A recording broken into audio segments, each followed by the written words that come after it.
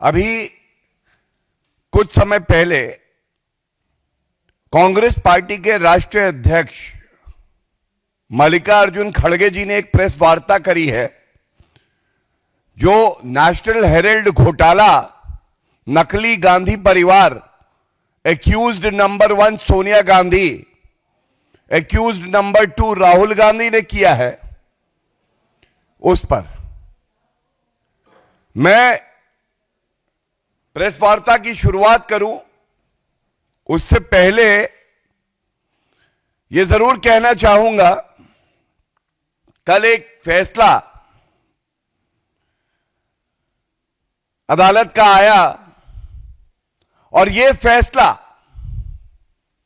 क्या है? क्या यह क्लीन चिट है? क्या यह टेक्निकल आधार पर दिया गया है? यह स्पष्ट होना बहुत ही आवश्यक है, क्योंकि हम सब जानते हैं जो नकली गांधी परिवार है यह केवल फरेब, धोखा, प्रोपेगेंडा, इस पर ही जीवित रहता है। तो मैं ये बता दूं, दो मामले। पहला मामला एक प्राइवेट कंप्लेंट जो कि फाइल करी गई सुब्रमण्यम स्वामी जी द्वारा, और इस प्राइवेट कंप्लेंट में धाराएं क्या थी? धाराएं थी 403 dishonest miss appropriation of property, 406 criminal breach of trust, और सबसे जरूरी 420 चीटिंग, धोखाधड़ी। यह आरोप लगे सोनिया गांधी और राहुल गांधी पे। यह पहला मामला है। आज सवाल यह है, क्या यह पहला मामला निरस्त हो गया? क्या यह खत्म हो गया? तो तथ्य यह है कि यह जो पहला मामला है इसका ट्रायल अभी भी चल रहा है।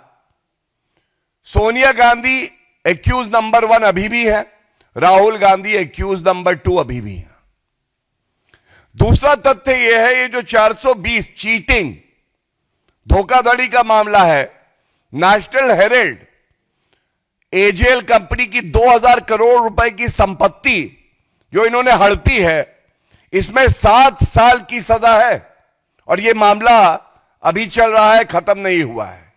यह बात कांग्रेस पार्टी ना किसी को बता रही है, और जब पत्रकार बंधुओं ने यह सवाल आज प्रेस वार्ता में पूछा तो ना मल्लिकार्जुन खड़गे जी के पास इसका कोई उत्तर था और ना अभिषेक मनु सिंघवी जी जो मेरे साथी हैं, वरिष्ठ अधिवक्ता हैं, उनके पास कोई उत्तर था। तीसरा तथ्य, सोनिया गांधी जी और Rahul Gandhi, they are accused in this trial and they are out on bell.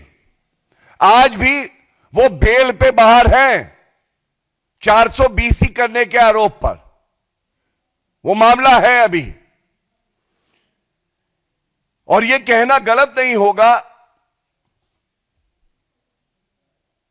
कि सबसे भ्रष्टाचारी परिवार पूरे विश्व में राजनीति में कोई है तो वो नकली गांधी परिवार है। 3 सदस्य, सोनिया गांधी जी बेल पे बाहर, राहुल गांधी बेल पे बाहर, रॉबर्ट वाड्रा बेल पे बाहर। यह बेलगाड़ी है, बेलगाड़ी, जैसा आदरणीय प्रधानमंत्री जी भी कहते हैं। और मैं ये बता दूं, यह बहुत अहम बात है, यह जो पहला मामला है 420 का, 7 साल की सजा हो सकती है इसमें। इसको निरस्त कराने के लिए दिल्ली हाईकोर्ट गई सोनिया गांधी और साथ में राहुल गांधी। आदेश क्या हुआ? प्रथम दृष्टया दिल्ली हाईकोर्ट ने कहा कि यह मामला बहुत ही गंभीर है, इसको हम क्वॉश नहीं करेंगे। उसके बाद ये देखिए, मेरे हाथ में आदेश है, सोनिया गांधी जी का नाम लिखा हुआ है, सर्वोच्च न्यायालय जाती है। यह आदेश है 12 जून 2016 का। भ्रष्टाचारी एक्यूज्ड गांधी परिवार, सोनिया गांधी और राहुल गांधी सर्वोच्च न्यायालय गए। क्या सर्वोच्च न्यायालय से इनको कोई राहत मिली? तो मैं एक लाइन पढ़ देता हूं 2016 के इस आदेश से, जिसमें सर्वोच्च न्यायालय ने क्या टिप्पणी करी। सर्वोच्च न्यायालय ने कहा, in rejecting the prayer for quashing the proceeding against the petitioners is concerned, we find no justification in interfering therewith. कोई वजह नहीं है कि इस मामले को निरस्त किया जाए। राजनीतिक द्वेष नहीं दिखाई दिया। और आज मल्लिकार्जुन खड़गे जी, डॉक्टर अभिषेक मनु सिंघवी जी क्या बोले? राजनीतिक द्वेष का मामला है। तो सर्वोच्च न्यायालय ने तो कहा यह राजनीतिक द्वेष का मामला नहीं है, क्योंकि अगर राजनीतिक द्वेष से कोई मामला है तो सर्वोच्च न्यायालय का ही जजमेंट है, भजनलाल कॉन्स्टिट्यूशन बेंच, कि वो मामला निरस्त किया जा सकता है, नहीं किया गया। अब दूसरी बात यह आती है, डॉक्टर अभिषेक मनु सिंघवी जी क्या ये नहीं जानते, प्राइवेट कंप्लेंट में जहां न्यायालय ने संज्ञान लिया है, राजनीतिक द्वेष कहां से आ जाएगा? संज्ञान तो न्यायालय ले रहा है, पुलिस तो इन्वेस्टिगेशन कर नहीं रही, एफआईआर तो है नहीं। तो ये जो राजनीतिक द्वेष वाला इनका तर्क है, ये पूरी तरह से गिर जाता है। इसके साथ मैं एक बात और जरूर कहना चाहता हूं। कल एक प्रेस वार्ता पवन खेड़ा जी ने करी, और वो प्रेस वार्ता में जिन शब्दों का प्रयोग हुआ,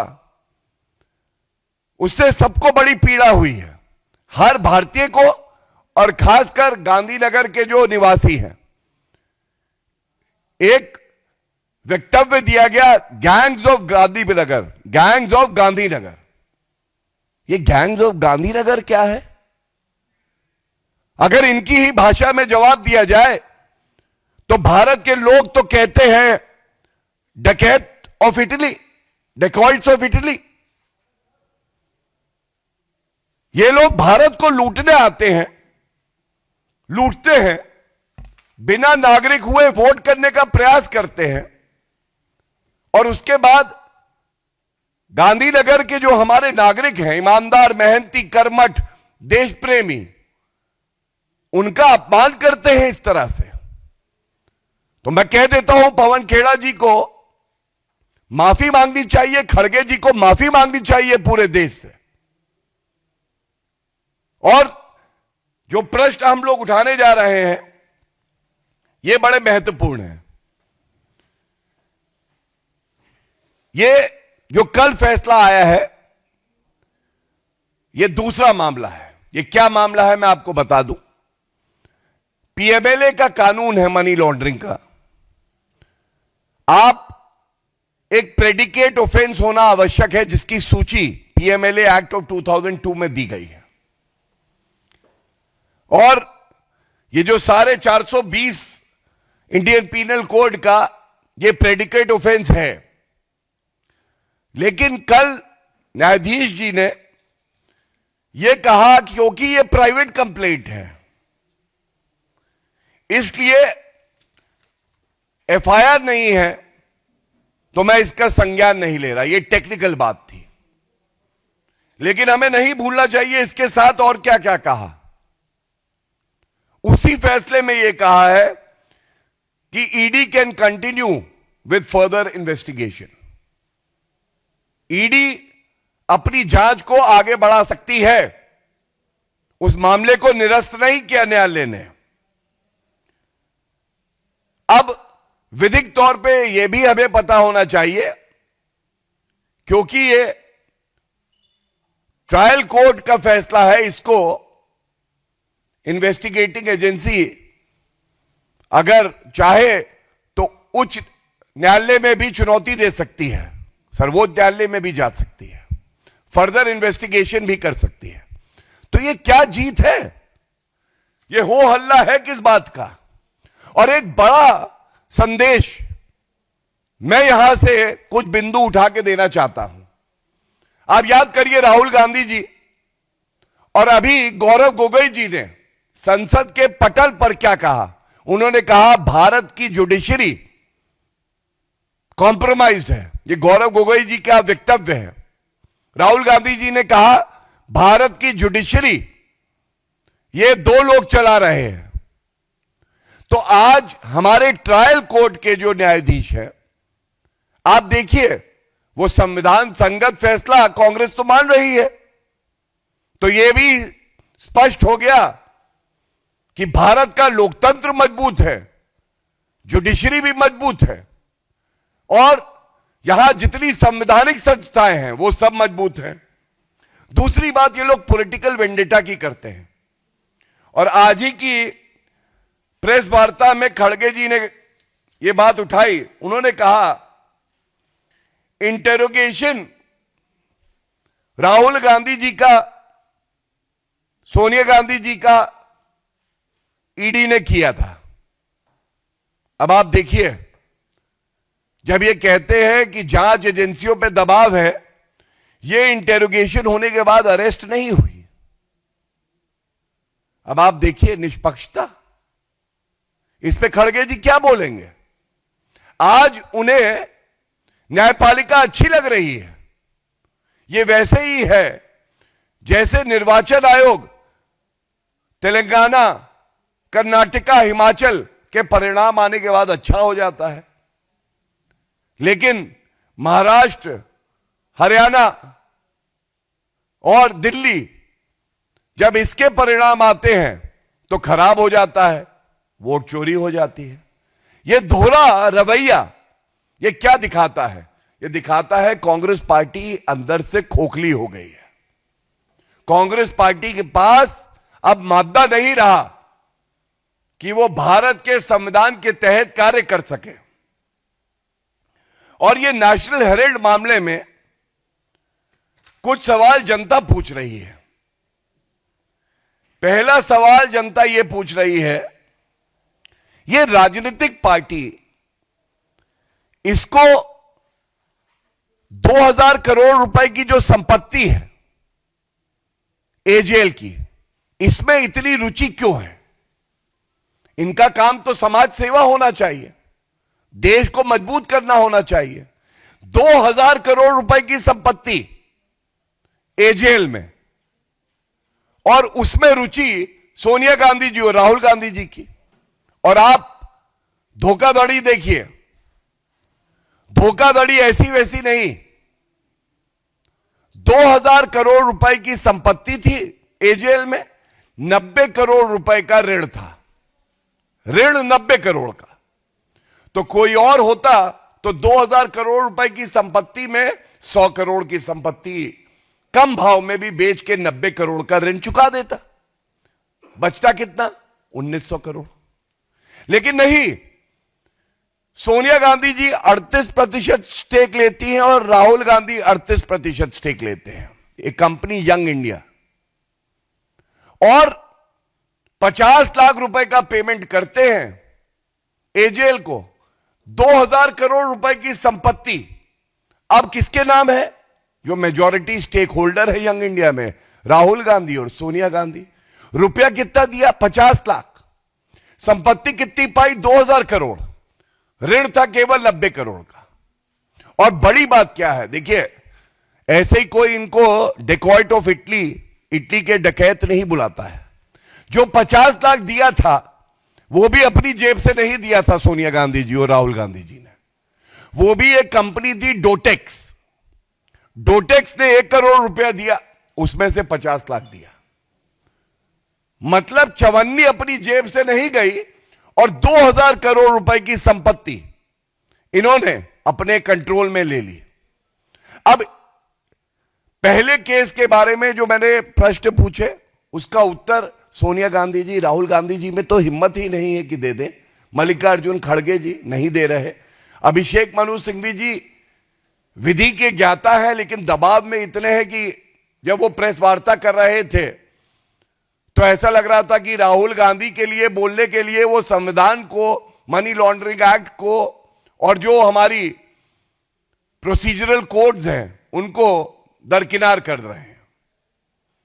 दूसरा, ये जो सवाल पूछे हैं 2000 करोड़ रुपए की संपत्ति का आपको करना क्या है? तीसरा बड़ा एक और इसका बिंदु है वो है कई प्रॉपर्टीज ऐसी हैं जिसमें एक एक प्रॉपर्टी से 60 लाख रुपए रेंट प्रति माह आ रहा है। 60 लाख रुपए एक प्रॉपर्टी से। अब 60 लाख रुपए अगर रेंट एक प्रॉपर्टी से आ रहा है तो 50 लाख रुपए दे के आप 2000 करोड़ रुपए ले रहे हैं। क्यों? यह दिखाता है कि कितने महाधूर्त हैं, ये महाभ्रष्टाचारी हैं, महापापी हैं, और इनका काम केवल एक है, लूट खसोट करो और नकली गांधी परिवार की तिजोरी भरो। मैं एक लाइन और पढ़ना चाहता हूं। यह दिल्ली उच्च न्यायालय का जो जजमेंट था उसका पैरा 4 है और para 5। Undisputedly, National Herald building is a prime property in New Delhi, which was leased out for commercial purpose, and AGL is receiving rental of 60 lakh rupees per month in respect of this property alone. और दूसरा, thus AGL became a wholly owned company of Young India by merely paying 50 lakhs, and in this manner, Young India acquired complete control of AGL, which had real estate assets of at least 2000 crores. High court कह रहा है दिल्ली का। In prime areas of New Delhi, Lucknow, Bhopal, Mumbai, Indore, Patna, Panchkula and other places, according to respondent complainant, the conservative real estate worth of AGL is 5000 crores. Delhi उच्च न्यायालय क्या कह रहा है, सर्वोच्च न्यायालय क्या कह रहा है, यह मैंने आपको बता दिया। और उसके बाद भी इतना हो हल्ला कांग्रेस हेडक्वार्टर में, जो प्रश्न जनता पूछ रही है उस पर कोई उत्तर नहीं। आज यह कहना गलत नहीं होगा, डेकॉइट्स ऑफ इटली, नकली गांधी परिवार सबसे बड़ा भ्रष्टाचारी है, और इनका एक ही असूल है, मीठा मीठा गपगप, कड़वा कड़वा थूथू। आज न्यायपालिका अच्छी है, जो judgement supreme court, high court, trial court के आते हैं, इनके लिए सुविधाजनक नहीं होते हैं तो ये न्यायपालिका पे भी उंगली उठाते हैं, और यही काम निर्वाचन आयोग के लिए करते हैं।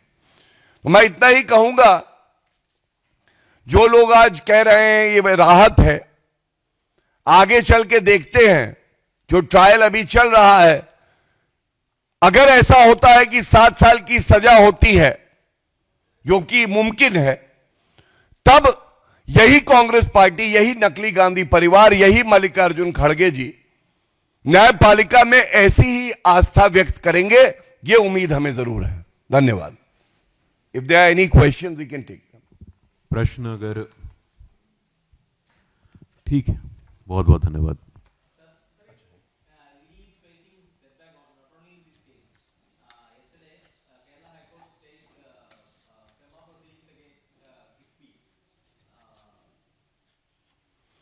So, first of all, I'm proud to be the spokesperson of the Bharatiya Janata Party, and I'm raising issues which resonate with the common man.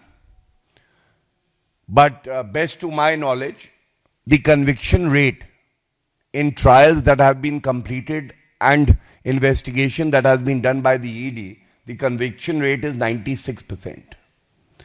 Second, if anybody feels that an investigating agency is acting contrary to law and there is a case of political vendetta, then they are free to move the High Court and the Supreme Court. And if I recollect, there were 14 parties that moved the Supreme Court, alleging that investigating agencies like the ED and the CBI are acting contrary to law and are trying to target leaders of the opposition party. And that petition was dismissed by the Supreme Court. So therefore, it is very easy to plead and to state that there is a case of political vendetta. But being a senior lawyer, I can tell you, to prove it in the court of law is extremely difficult.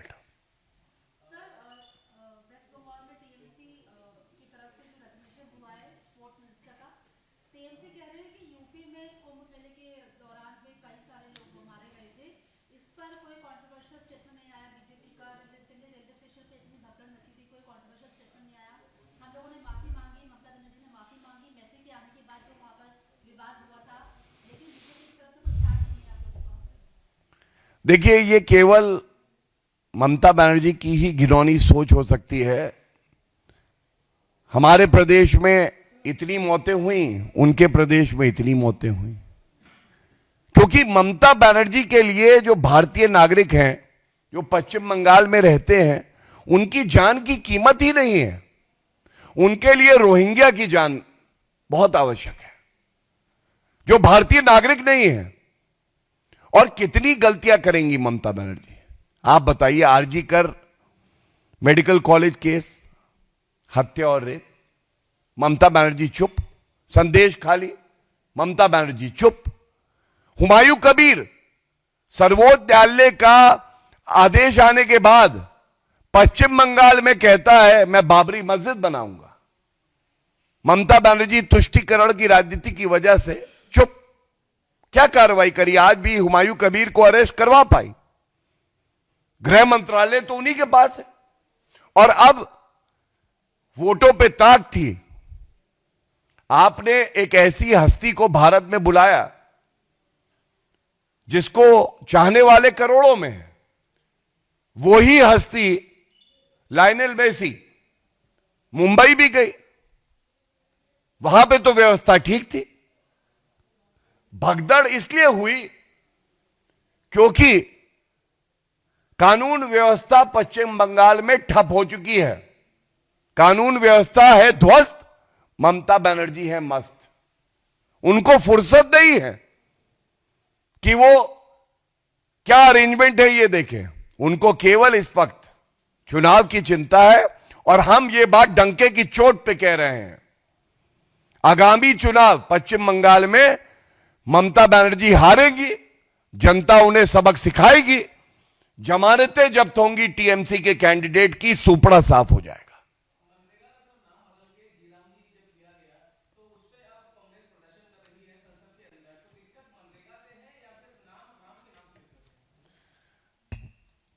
देखिए, Congress party आज वो party है जिसको हर बात से नफरत है। अगर सकारात्मक बात कोई कर दे, आपने कहा कि कांग्रेस पार्टी को किस बात की चिंता है, तो मैं ये कहने चाहूंगा उनको सबसे बड़ी चिंता है वीबी, विकसित भारत। जिस विकसित भारत का सपना देख के जमीन पे उतार रहे हैं आदरणीय प्रधानमंत्री श्री नरेंद्र मोदी जी, हमारे लिए 140 करोड़ जो भारतीय हैं उनका सशक्तिकरण हो, उनका विकास हो, यह हमारा लक्ष्य है। और उनका लक्ष्य है सोनिया गांधी, राहुल गांधी, प्रियंका गांधी वाड्रा, इनका विकास कैसे हो। और नफरत, इतनी नफरत किसी एक नकली गांधी परिवार में कैसे आ सकती है? आप बात करते हैं, ये लोग मुद्दा उठा रहे हैं महात्मा गांधी जी, जैसा आदरणीय मंत्री शिवराज सिंह चौहान जी ने कहा, हमारे मन में है, उनके आदर्शों पे हम चल रहे हैं। ये क्या करते हैं देखिए, पूछेगा अगर कहीं मिले राहुल गांधी। ये एक तस्वीर लेके आए हो, ये देखिए। इस तस्वीर में देखिए, पूजनीय महात्मा गांधी जी की तस्वीर नीचे, डॉक्टर बी.आर. अंबेडकर जी की नीचे, और ऊपर कौन है? अरे अच्छा, राहुल गांधी। ओहो अच्छा, खड़गे जी। अच्छा, ये ऊपर हैं और महात्मा गांधी जी नीचे हैं, डॉक्टर बी.आर. अंबेडकर जी नीचे हैं। नफरत नंबर 1। इसके बाद सरदार पटेल जी, जवाहरलाल नेहरू जी को भारत रत्न दिया, इंदिरा गांधी जी को भारत रत्न मिला। क्या सरदार पटेल जी को भारत रत्न दिया? नहीं दिया। 1991 में सरदार पटेल जी जैसे महापुरुष को, जिन्होंने अखंड भारत बनाया, इनको उनकी याद नहीं आई। महापुरुषों का अपमान नहीं है। स्टैच्यू ऑफ यूनिटी बनी, हर भारतीय वहां गया, गौरवान्वित हुआ। क्या सोनिया गांधी जी, राहुल गांधी जी आज तक वहां गए हैं? यह सवाल पूछिएगा उनसे डॉक्टर बी.आर. अंबेडकर जी। मैंने तस्वीर दिखा दी, कितना सम्मान करते हैं। यह देखिए, एक और तस्वीर है, कुर्सी पे बैठे हैं नेता, राहुल गांधी जी कुर्सी पे ऊपर, डॉक्टर बी.आर. अंबेडकर जी पैरों के नीचे। यह सम्मान है। 1990 तक भारत रत्न नहीं दिया आपने। उसके बाद नेताजी सुभाष चंद्र बोस जी, क्या इनको भारत रत्न दिया था? जवाहरलाल नेहरू जी को तो दिया था, इंदिरा गांधी जी को दिया था। और आदरणीय प्रधानमंत्री नरेंद्र मोदी जी ने इंडिया गेट पे कर्तव्य पथ पे नेताजी सुभाष चंद्र बोस जी की प्रतिमा का अनावरण किया। हर भारतीय के लिए गर्व की बात थी। उस कार्यक्रम में सोनिया गांधी जी, राहुल गांधी जी नहीं आए और आज तक वहां पे नहीं गए। अब आप मुझे बताइए, महात्मा गांधी जी, सरदार पटेल जी, डॉक्टर बी.आर. अंबेडकर जी और नेताजी सुभाष चंद्र बोस जी, मैंने आपको 4 उदाहरण दिए। यह सम्मान है महापुरुषों का और यह बात करते हैं। और गुणवत्ता के आधार पे, क्योंकि संसद में इस पे चर्चा हो रही है, मैं ज्यादा नहीं कहूंगा, लेकिन अगर राहुल गांधी जी पढ़ते लिखते तो वो जानते किस तरह से पारदर्शिता बढ़ेगी, ऑडिट होगी, किस तरह से जो वर्किंग डेज थे उनको बढ़ाया गया है। लेकिन ये सब बातें नकली गांधी परिवार को समझ नहीं आएंगी, क्योंकि उनको तो वशीभूत कर रखा है। और वशीभूत किसने किया है? जॉर्ज सोरस ने, अंकल कोटरोची ने।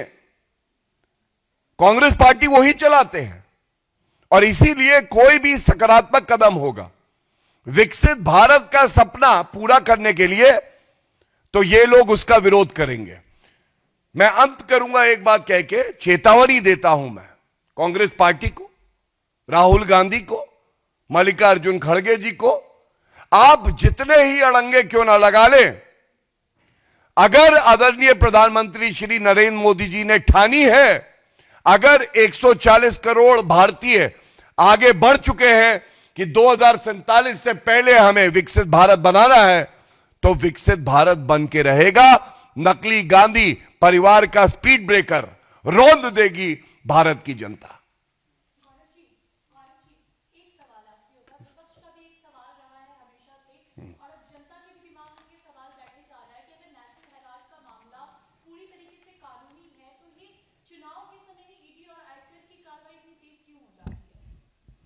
नहीं, फैसला कल आया है, कौन से चुनाव चल रहे हैं मुझे नहीं पता, लेकिन अगर कांग्रेस पार्टी ऐसा कह रही है, क्योंकि आप तो विद्वान पत्रकार हैं, तो उनसे जरूर पूछिएगा क्या न्यायालय चुनाव देखकर फैसला देते हैं? क्या कोई भी न्यायालय वो चुनाव की तिथि देखकर फैसला देता है? मुझे नहीं लगता ऐसा है। ये हमारी न्यायपालिका पे फिर से प्रश्न चिन्ह लगाने जैसा है और इसकी हम निंदा करते हैं। धन्यवाद। Thank you.